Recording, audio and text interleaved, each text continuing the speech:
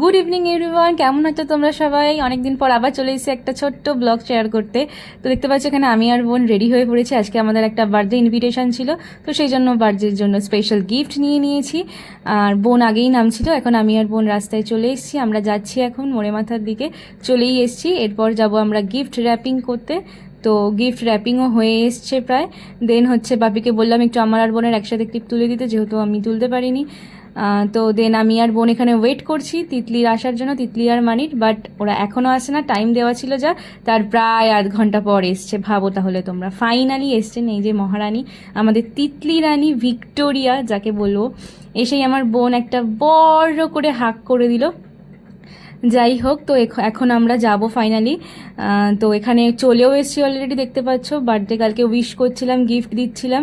গিফটটা ওর আন্দাজে এতটাই ভারী হয়ে গেছে যে ও একা ধরতে পারছে না। তবে যাই হোক, ওর দিদিভাই ওকে হেল্প করলো একটু ধরার জন্য। আমি তিতলি একে একে সব গিফট দিয়ে দিলাম। তারপর ওকে জিজ্ঞেস করছিলাম তোমার কত বছর বয়স হলো। ও ওর বন্ধু পাশ থেকে 3 বলেছিল, ও সেটা কারেকশান করে বললো 4। দেন আমি আর তিতলি এখানে বসে পড়েছি একসাথে, সাইডে বোনও ছিল। দেন আমাদের ডিনার দিয়ে দিয়েছে। ডিনারে ছিল হচ্ছে লুচি, ছোলার ডাল, আলুর দম, পায়েস, দেন হচ্ছে মিষ্টি। তো একে একে আমরা সব খেয়ে নিলাম সবাই মিলে।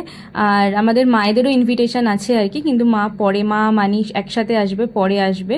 যেহেতু আমাদের দোকানে মানে কাস্টমার আছে, তো দোকানটা একটু ফাঁকা হলে, হালকা হলে দোকান বন্ধ করে একেবারে আসবে। তো এখানে আন্টিরা মানে লুচি ভাজছিল, তো আমি সেই ফাঁকে একটা ক্লিপ তুলেছিলাম। তো আন্টিরা বলছে আমরা সেজে গুজে নিয়ে আমাদের একদম ক্লিপ তুলবি না। আর সবসময় সেজে গুজে থাকলে যে ক্লিপ তুলতে হবে তার কি মানে আছে, তাই না? তো আমি সেই ফাঁকে একটু তুলে নিয়েছিলাম। তারপরে আমাদের খাওয়াও হয়ে গেছে, এখন আমি জল খেয়ে নিচ্ছি। তিতলি সেই সময় একটু ভিডিও করে নিল আর সবাইকে দেখিয়ে দিল যারা যারা আমরা একসাথে খেতে বসেছিলাম। যাই হোক, এবার হচ্ছে বাড়ি যাওয়ার পালা। একে একে আমি, তিতলি সবাই একে অপরের ক্লিপ তুলে দিয়ে বাড়ি যাচ্ছি আর কি। মানে বাড়ি যাচ্ছি বলতে নিচে যাচ্ছি দোকানে। তো দোকানে এসে দেখি যে মানি এখানে ওয়েট করছে, আর মা গেছিলো আমাদের দোকানে যেই দাদা আর কি শেফ, তো তার খাবার আনতে। তো মানি সেই জন্য মায়ের জন্য ওয়েট করছিল, আর আমি এসে দেখি তখন দাদা একজনের জন্য চাউমিন বানাচ্ছিল। তারপর বাপিকে বললাম আমার বোনের আর তিতলির একটা ছোট্ট ভিডিও করে দিতে আমাদের আউটফিটগুলোর জন্য। সেরকম কিছুই আউটফিট না, খুবই নর্মাল, বাড়ির সামনেই ইনভিটেশন ছিল, তো সেই জন্য আলাদা করে কিচ্ছু না। তারপর আমরা রাস্তার মধ্যে একটু ঢং করে দিলাম। আমাদের ঢং দেখতে দেখতে তো তোমাদের সারা দিন কেটে যাবে, তাও আমাদের ঢং শেষ হবে না।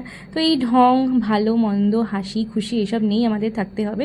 এই সব মজাগুলো ভাই বোনেদের সাথে করবো না তো আর কার সাথে করবো বলো?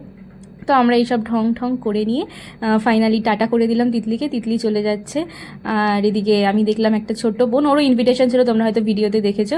ওকেও বললাম বাই, ওর নাম জিজ্ঞেস করছিলাম, তখন ও বললো যে ওর নাম আরাধ্যা দাস, কি মিষ্টি না ওর নামটা। দেন সবাইকে বাই করে দিয়ে আমি আর বোনও চলে গেলাম বাড়ির পথে।